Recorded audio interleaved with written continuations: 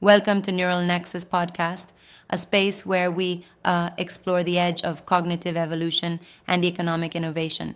Today, we're diving deep into neural capitalism, where genius isn't left to chance, but is systematically cultivated and traded, in a sense.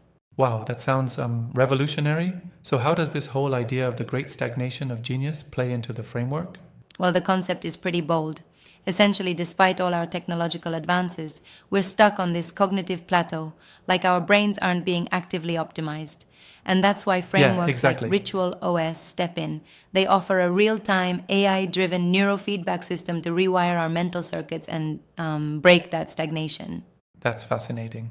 But isn't it a bit overambitious to say that real time neurofeedback can systematically elevate our cognitive output? It does sound almost science fiction, right?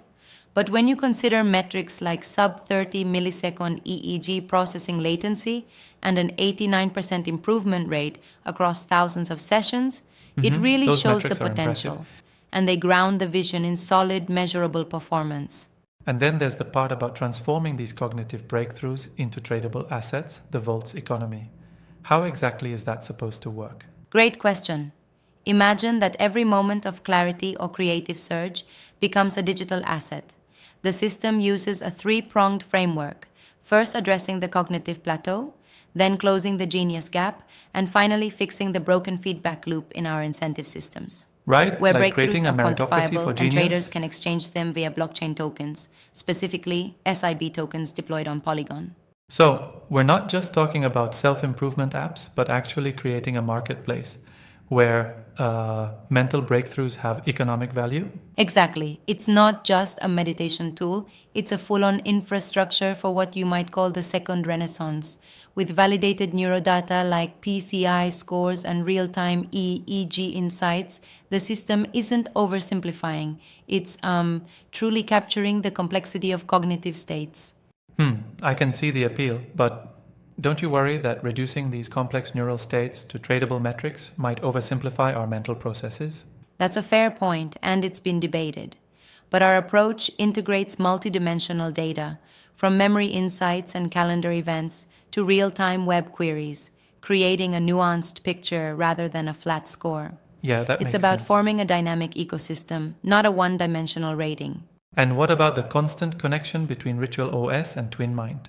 How does the API integration ensure that this flow of cognitive data is seamless? Oh, that's a crucial element.